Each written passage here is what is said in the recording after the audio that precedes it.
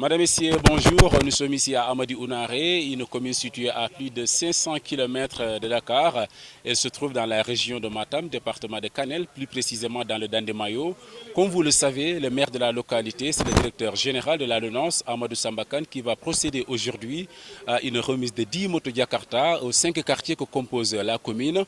À noter que cette action hautement sociale va être doublée d'une remise symbolique des permis de conduire à 50 jeunes. Aujourd'hui, notre préoccupation, c'est au niveau de la commune. Qu'est-ce que nous pouvons faire pour créer des emplois au niveau de nos communes? Comme vous le savez, nos ressources sont très limitées puisque la fiscalité locale est limitée dans les collectivités territoriales, surtout dans les communes comme les nôtres. Et l'État intervient également, mais l'État ne peut pas tout faire. Donc il faut qu'il y ait un peu de l'imagination de tout un chacun. C'est dans ce cadre donc que nous avons réfléchi, nous avons dit qu'il est peut-être possible de donner un emploi à certains jeunes, en quoi faisant, en leur offrant la possibilité d'avoir le permis de conduire. Parce que dès lors que vous avez le permis de conduire, vous pouvez au moins être chauffeur dans une entreprise, vous pouvez également avoir un permis de transport en commun et essayer peut-être de trouver un véhicule pour faire du transport en commun.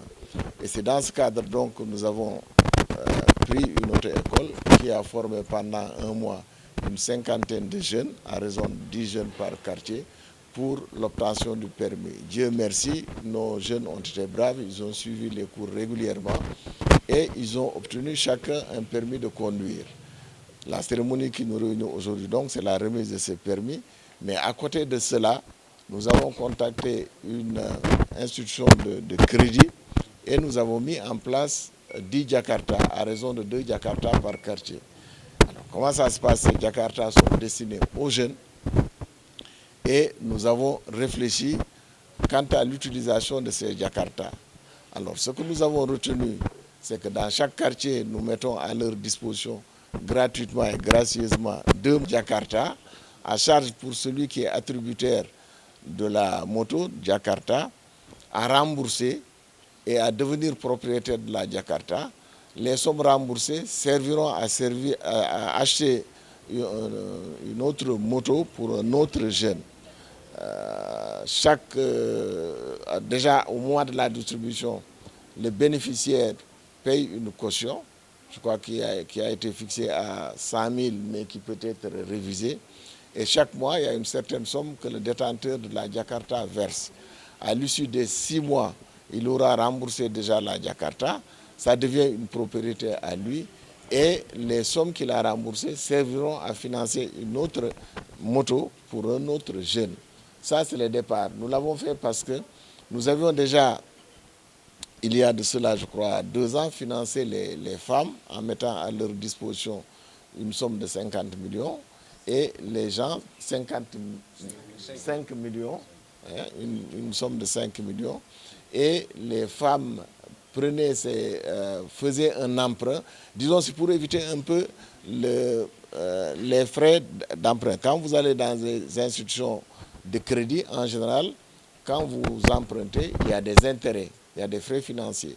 Mais là, vous empruntez gratuitement. Et donc, les femmes empruntent, font leur commerce et remboursent et ensuite, ça tourne. Et c'est un crédit revolving et les autres femmes également viennent emprunter, etc.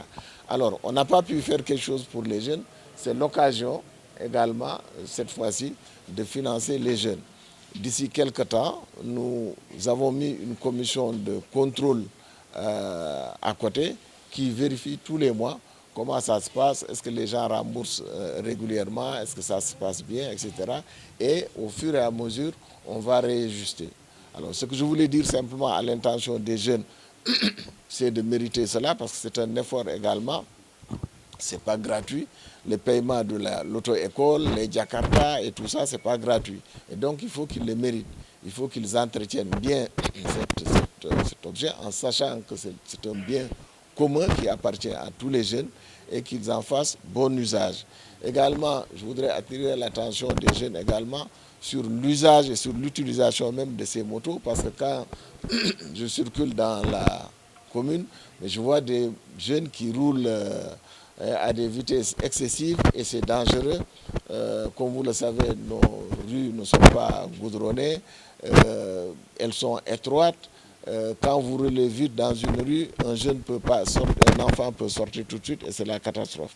Alors je voudrais vraiment attirer leur attention sur cela, que les gens respectent la réglementation, qu'ils fassent un bon usage des motos qu'on leur a données.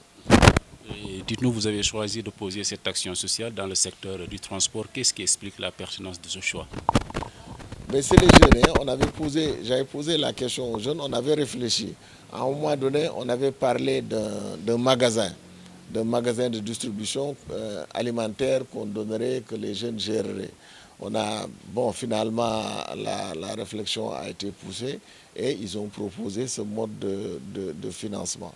Bon, on va voir ce que ça va donner. C'est clair, le directeur Amadou Sambakan a prévu de faire un contrôle strict du respect des remboursements, un remboursement qui se fera dans les 6 mois.